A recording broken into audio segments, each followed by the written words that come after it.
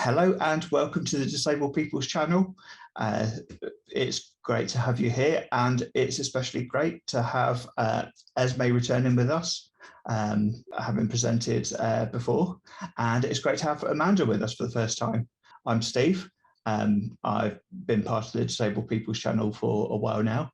I've done something on fibromyalgia a long time ago, and then various discussions with people since. Let's start with Amanda. Do you just want to say briefly something about yourself? Yeah, hi. So obviously I'm Amanda. I am 45, living in Paisley in Scotland, and I was diagnosed with fibro in 2009. And it's led me on an interesting journey, shall we say. And Esme? I'm Esme. I am a fellow Scot, Amanda. However, I actually live at the moment in Newcastle with my wife and my little boy. And I've been suffering probably a lot longer than I realized, but I was diagnosed in 2019 by what do you call them? It's just gone out my head. There goes fibro fog. By a rheumatologist. Thank you, a rheumatologist in Birmingham. Yeah. After, having lots and lots of aches and pains and repetitive pains in the same places, I was suggested to be referred to a pain clinic, and then the pain specialist said, actually, I think you need to see a rheumatologist. I think you probably have fibromyalgia. And I was diagnosed on the same day with chronic fatigue syndrome as well. For myself, I think I probably had it from a back injury, quite a severe back injury at work back in 2009. And then very slowly over the years, it took me a long time to kind of really accept that I had the aches and pains to start off with, and then I had to do something about it. And it was about 2015, I think, that I got diagnosed. Amanda, how about you? I was really, I know from talking to a lot of people in the fibro community that I was really, really fortunate that my diagnosis took 2 years. I was really quick, and I'm really grateful for that. Initially, though, I had shrugged the aches and pains off because I worked in a care home, so it's like heavy going, demanding. So you expect a certain level of wear and tear, but it was just getting kind of beyond bearable. Back and forward to the doctor, as I say, over a period of 2 years, different blood tests, ruled the usual, not that, right, okay, so it's not that. Are we any closer to finding out what it is? And eventually my GP said, I think I know what you have. And I said, well, that's okay, because I think I know what I have too, because I had friends with fibro. So, when you do that kind of symptom bingo of yeah, tick that one off, yeah, tick that one off. And kind of having done that with my friends, as I say, and having the conversation with my doctor, he said, yeah, but he also said he didn't feel he knew enough about fibro to be certain to diagnose it. So he referred me to a rheumatologist, poked and prodded me for about 5 minutes and went, yep, it's fibro. Here's a booklet. Yeah, that's one of the problems with the rheumatologist, is that they seem to be the ones who diagnose. So you go through the various tests and things all the way through it, and then they end up ruling out everything that's rheumatological, if that's the right word. Yeah, so they rule out everything that's basically to do with them. Say, yes, it's fibromyalgia. We've got nothing more to do with you now, and then send you back to the doctor. That's kind of the frustration there. It took me a long time to kind of put enough of the symptoms together. Yeah, we're kind of conditioned to kind of say, no, we're fine, we're going to keep going on. It's only a bit of pain. And so there are all the other symptoms that were kind of floating around. But it wasn't until one day Mum said to me, you need to go to the doctor tomorrow, tell them about the pain. And because I hadn't really mentioned it before that, I'd been kind of trying to self-medicate with a bit of alcohol, bit of cocaine, all that kind of thing. Wouldn't recommend those, especially without talking to your doctor first. And so it wasn't until then I went to the doctor, said, yeah, I'm in a lot of pain. And she kind of discussed things and said, yeah, I think you've got fibromyalgia. So I looked it up, found out that a couple of medications I was on were kind of fairly good for it. And then it went from there, and yeah, came straight back and said, yeah, I think you're right. And then, yeah, rheumatologist kind of did the usual kind of, refer straight back.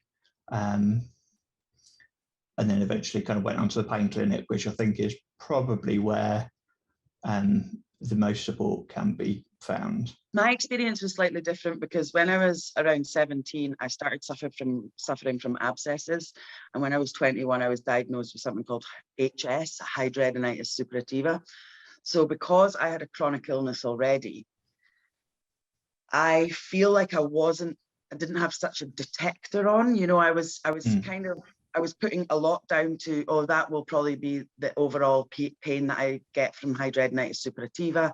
Oh, that aches will be because I had such a bad abscess last week that I couldn't walk or move. So the muscles have seized.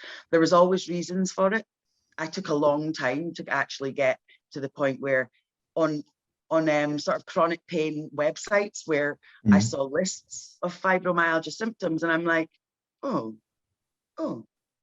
weirdly, I've experienced all those symptoms, but I had never really thought, oh, it must be, I would never have put my finger on that and said, this is what I suffer from, because,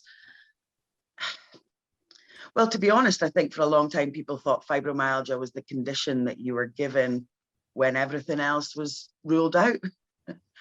And there was a bit of a sort of unknown to fibromyalgia. Nobody really understood enough to really know how to diagnose properly and really to sort of know how to sort of take things forward. So for me, it was a case of went to the pain specialist and he said, take this leaflet, circle all the bits that you're in pain. I just said to him, mate, like, I would circle the whole of my body right now because every part of me is in pain. And he said, right, okay, actually, I think it's fibromyalgia. You need to see a rheumatologist. So it was much longer for me, but it shook me quite a lot, even though I was coming almost with a possibility of it being fibro. It shook me, I have to say. It took me a long time to feel any sense of validation from it. Can we just jump back briefly? You mentioned HS with some big long name that I'm not even going to try. Can you tell us briefly what that is? Most people believe it's an autoinflammatory condition. And so you get flu-like symptoms, you become very inflamed in certain areas, and it can infect all of the skin folds or hair-bearing skin of your whole body. So I have abscesses on sort of cysts on my scalp. People get it on their neck and back, which I'm lucky enough that I don't, and face. People can have it in armpits, breast, stomach, groin, and buttocks. I mean, it's fully covering, and I would say it's one of these conditions that is so far-reaching. It's any age, pretty much, that's got maybe a hormonal change at some point. So quite regularly, 8-year-old girls, 9-year-old girls will suffer first from it around about then. So yeah, any gender, any age, it can come on. Some people say that they've had triggers from HS just at the menopause, or when someone has a baby, it starts and it continues. And essentially it's one abscess, then another, then one reoccurring in the same place, and then them connecting and creating something called a tract, a sinus tract, where you have tunneling underneath your skin. So I had much major problems as sort of late teens in my university days. Took lots and lots of medication for it to try and combat it. Taken sort of biologics, so like chemotherapy drugs, had infusions, had baths with crazy medical medicines, had light therapy, laser therapy. I've had lots. And in the end, in 2011, I had both sides of my groin basically removed by a plastic surgeon, and I had to heal for months and months and was kind of housebound, and that helped that one area. And it's basically, it's actually much more common than anyone would ever imagine, but it's quite an embarrassing condition, so a lot of people don't talk about it. Yeah, that sounds horrible because it can be so visual, I suppose. Very visual. But equally, when I wear clothes, some people would say, but you Yeah. don't look very sick. I don't really understand. And the amount of invisible illnesses I've been given over the last few years is unbelievable. And that's kind of where a lot of people, I think, find things like fibro. You know, if there was a scar on the skin or some tissue damage or something that you could see, people would find it more feasible. Mm. I don't know about you, but some people have approached me, and I don't know about yourself, Amanda, but some people say, but you look all right. You seem quite happy. You know, all that sort of stuff. And you think, well, I try. Yeah, I walk with 2 sticks, so Yeah. that kind of gives one, so that gives a little sign, I suppose, in that way. But apart from that, then people are always kind of saying I look well, and there's nothing particularly obvious most of the time.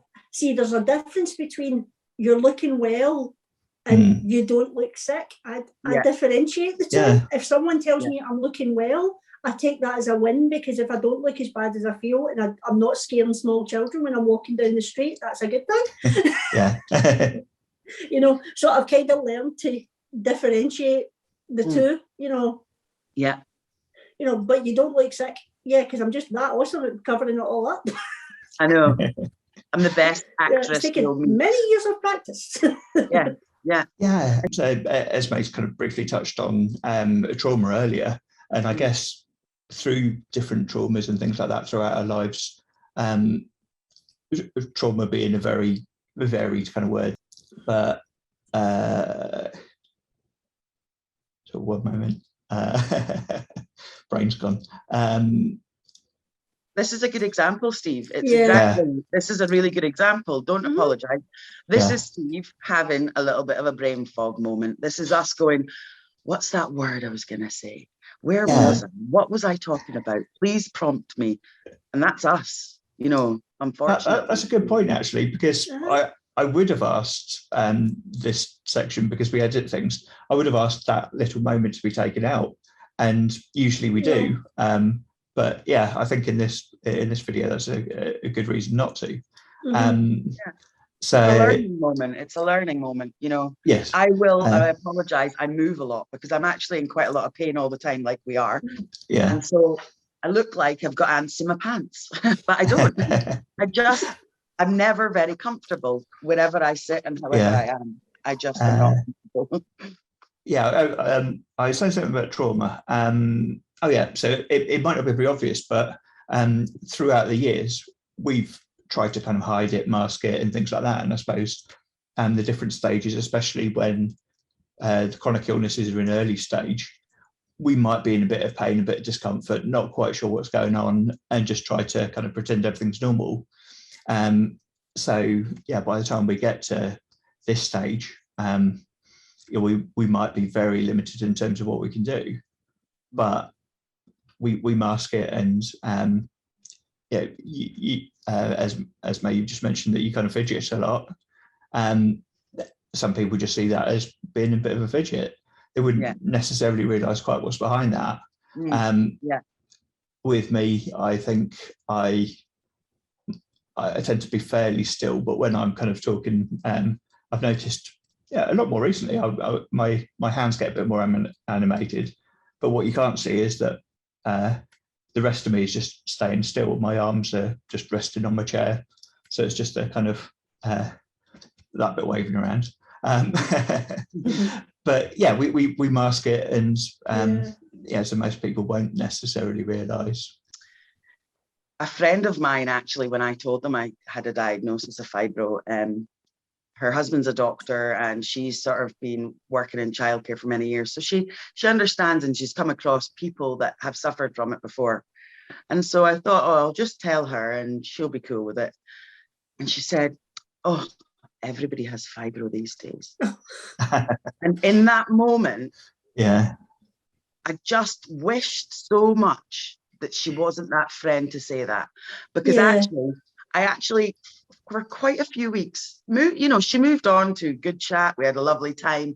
Our children played, but I honestly had to speak to myself and give myself a good shake as to not text her, not communicate with her, not be her friend, because I felt so angry that of someone who's, you know, reasonably educated, surrounded by people of the medical professional, sort of the medical profession as a thing, because she's, you know, her husband's an ENT specialist.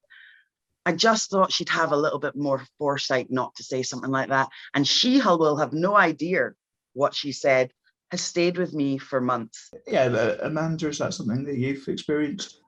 I think I was quite lucky. As I say, I had friends that had the condition.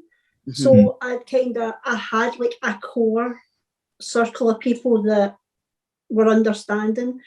But to be fair, anyone that didn't understand and anyone that, you know, wasn't okay with, when I eventually sorted my head out and got okay with having boundaries, anyone that wasn't okay with that, I have just let them drift off on their merry way. Is it something either of you are able to kind of differentiate and kind of say, I think this is the fibromyalgia, this is the ME CFS, or is it just a big overlap for both of you? For me, it's just a whole bunch of feeling, you know, acute lethargy, where your child's talking about a really interesting subject, you're eating something, you're in the midst of a moment and your eyes just start to close and you're about to close it. And, you know, you can't control it. It's like you're being dragged and held with chains, how tired you feel. To lift your arm, it feels like there's some really heavy weights on the end of your arms. And to, for example, you know, try and just like put a duvet back on a bed, feels like that duvet is full of bricks. So I can differentiate a bit, you know, if it's, you know, if I'm having a fatigue day, a foggy day, you know, or it is like a higher pain day. I still don't know whether the ME diagnosis was the start of the fibro, or, you know, or whether I was whether I was misdiagnosed then. Yeah, I've thought about that before as well, was that I haven't been diagnosed with chronic fatigue, but I've obviously got a lot of the symptoms that do say it could be, but fatigue is sometimes one of my biggest symptoms. But I think that's partly because I do a lot of pacing to try and manage my life and my symptoms. I'm kind of spent a lot of time trying to learn to manage things, but I can quite often just feel that there is that complete lack of energy. The way that I like to kind of describe it's like a phone battery. We're all used to kind of mobile phones that kind of are right down at in the 10% or something like that, and so we start to kind of think, oh no, how are we going to get through the rest of the day with this? For me, I was working in security, always on my feet, busy kind of moving around, very physical work. I couldn't manage that, and I had some brilliant managers who let me kind of change onto a seated position. And then a few years later, as I was getting worse, I got moved into a kind of a back office. And then eventually I just couldn't manage it. And so I had to have a break. Amanda, you've kind of mentioned about being in care work. Well, I'm not anymore. I worked on for 2 years after my diagnosis, and my employers were, and again, I know this is really really rare, and I was really lucky. They actually like rejigged my shift pattern and things, so they were really supportive. But the support just delayed the inevitable, because they can change the shift pattern, but there was more and more stuff where I was having to rely more on my colleagues, or sometimes even, and it was an elderly care home, and it's like sometimes even the residents were like planning things that they needed done so that I would have time to rest and chat to them. And I thought that was the point when I realised it was time to leave. At night, I have now been diagnosed with sleep apnea. So I have a giant CPAP machine, face mask that I attached to myself. I was diagnosed with that in November last year. So from, say, 11 p.m. till 6 a.m., I have a face mask blowing high flow oxygen into my airways to keep me awake. Keep me asleep, but also in the daytime, keep me awake, keep oxygen going to my brain.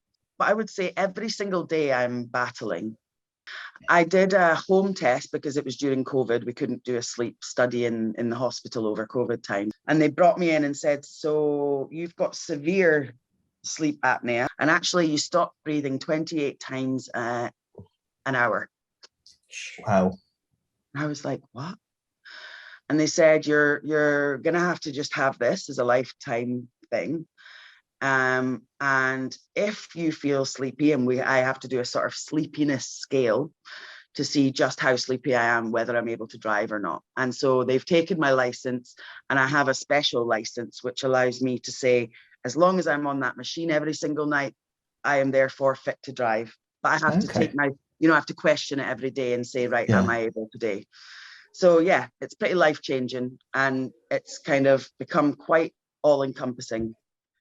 Yeah, I've had serious insomnia for many years. I went and did a sleep study at one of the big hospitals where they did kind of, tons of sensors over the head everywhere. Mm-hmm. And the result of that, they said I slept quite well, and I felt that I slept better than I would usually. But yeah, in terms of that, physically, I was fine. One of those things that we get used to a lot with fibromyalgia. Every test pretty much says, no, there's nothing wrong. Mm. Yeah. But obviously that's not the case. There is definitely something wrong. But I then went on and did an insomnia clinic. And so did a lot of work through that. While we're on the subject of sleep, Amanda, is that something you struggle with? It's okay, but I do have like a whole routine before, I've joked before, it's such a good job I'm single, because if you see all the things I need for going to bed, it's like extra cushions and eye masks and various lotions and potions that help, help me get relaxed. It is such a good job I'm single. High maintenance. Are you high maintenance, Amanda? I'm just thinking that I would look so unattractive in all these extra cushions and fluffy bed socks, even in the middle of summer. And you don't need to talk to me about attractive, Amanda. Can you picture a full face mask and I sound like Darth Vader? Can you imagine how turned on my wife is? You mentioned mindfulness, cognitive behavioural therapy, or CBT. I know a lot of people in the fibromyalgia and the chronic fatigue kind of communities feel quite pressurized by that, in terms of suggesting that it is all in the head. We can just think differently and that'll sort it. And I think it's important to state that that's not what it's doing. It's helping us to understand, to process, and learn to live with kind of where we are now. I did some counselling, and in the first session, he said to me, "What do you want to get out of this?" And by then I'd realised that I just wanted to learn how to grieve for my previous life and learn to accept the new. And I think that's what CBT is like. And it's the same for a lot of chronic illnesses, because having to change that mindset of, this was my plan for life. Yeah. This is now where I'm going, and then learning to move between them. I mean, Esme mentioned about the whole Scottish, and British grit of just gritting your teeth and pushing through. And as I said, I should probably have left the care work I was doing for, following diagnosis. If I did any, looking back, I can see that now. But I pushed through. I mean, I saw a thing on my, on Facebook, you get all the on this day memory things. Yeah. And there was one from a couple of weeks ago, from like 12 years ago. So you're talking a couple of months after I was diagnosed. And it was me saying, well, there goes my day off, because I've just been phoned by the care home, and I've just been phoned by one of my seniors, and I'm going in to do a shift. And as I said, that was 2 months after my diagnosis. That made perfect sense to me at that time. Whereas now, because of the mindset work I've done, I can look at it and go, what were you thinking? What were you doing to yourself? Yeah, I think all three of us, by the sounds of it, we were the kind of people who would just throw everything in, all or nothing kind of, they need me, I'm there. Yeah. And we would kind of really work with that. So how did you kind of end up in terms of leaving work, yeah, I mentioned that I kind of got to the point where I had to leave. It was at the point that they were going to sack me otherwise. So yeah, I'd gone through that process. I mean, my GP was practically sick at me and like saying, "No, you can't be doing this." And I was like, "But I like my job." I had friends. Everyone was trying to tell me you can't, and then eventually I just said, as I say, no quality of life. The light bulb moment of, no, can't be doing this anymore. Yeah. And that was that. Was on ESA, and then the DWP and the Infinite Wisdom declared me fit for work. So you were receiving ESA. They decided you were fit for work. Did you appeal or? No, I just went, okay, and then spent about a year trying to find another job, and wasn't working out. Decided to go self-employed, which initially was basically I went self-employed selling stuff that I made as a crafter. So it was like just kind of, okay, well, that's something that I can do, and I can regulate my hours, and I can regulate when and how I work. And then again, that kind of led to a whole different area of therapeutic creativity, and on to where I'm now self-employed doing completely different stuff from where I saw myself do. As were you kind of, did you just go straight from work into benefits? Yeah, just listening to Amanda and sort of talking about the shifts that she was taking extra, and slowly having shifts where she was realizing that she couldn't do what she was hoping to do. I was finding myself as a carer and as a nanny really just finding shifts where I was lying on that sofa going, oh, should I maybe just go to hospital with this abscess? Oh, I feel really infected. Maybe I'm kind of a bit septic. Thinking, what is it I'm doing? I'm meant to be caring for someone, but I'm actually lying on their sofa trying to decide whether I should be in hospital or not. Really, I shouldn't have gone in for my shift, but I thought no one else is going in for my shift because it was a one-to-one setup. And I didn't want to let people down. So I was in that sort of situation for quite a while. And then I went on long-term sick. So I had time where I had an operation and they let me have some months of paid sick leave. And then I just said, listen, I can't keep doing this. I've realized that actually if I don't focus on my health now, then I am going to just burn out completely. So I still had my business, which was really difficult, but I was thankfully very lucky that I had a business partner. So she took much more of the lion's share of it for a while. And I started the process of going through benefits. Like you said, employment support allowance, got put to the support group, which is where they decide that you aren't able to work at that point. And then I now receive PIP, which is personal independent payment.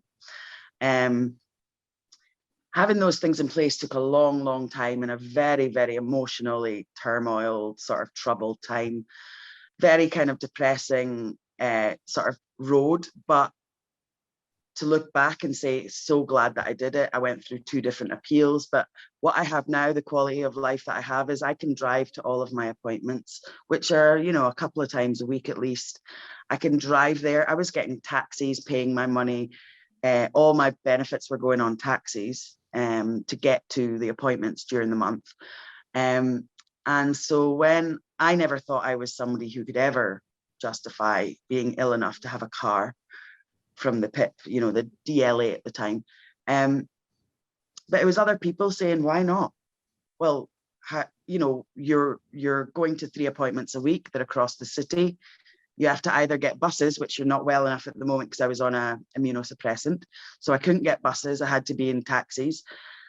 And I was thinking, do you know what? Maybe you're right. But I needed external forces to be telling me these things because I couldn't see it. I was blinded by, I am a 24-year-old girl. Yeah, so I think that covers the kind of that whole change of mindset from, I must work, I must keep doing, and especially with the caring side of things, it's so easy to forget about ourselves, and we need to learn that if we don't care for ourselves, we can't care for others, and that's kind of come into that whole support thing. As you've kind of mentioned that you've got a wife and others around who are supporting you. I know that I wouldn't have managed this without massive support network who've been absolutely amazing. Amanda, have you had something similar? Yeah, I've got, as I say, close friends are really, really good. I was also lucky that one of the friends I knew with fibro early on was connected to one of the fibromyalgia charities. So that kind of helped gain a lot of information and support group access and stuff like that. So I've, again, been really fortunate that, kind of connections that made sure I've always been really supported through it, yeah. Yeah, I think that's one important thing, and it's something that we bring up in a lot of videos, that support network around us.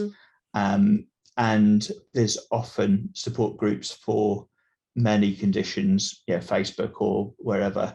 And that's definitely something that's made a big difference to me. I've got a strong community of support around.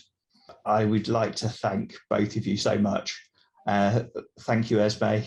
No, thank you. Thank you, Amanda. Thank you. Thanks. Lovely chat. Yeah, it's been a pleasure. So on behalf of the Disabled People's Channel, thank you so much. And I look forward to catching up with you both at some other point. Thank you very much.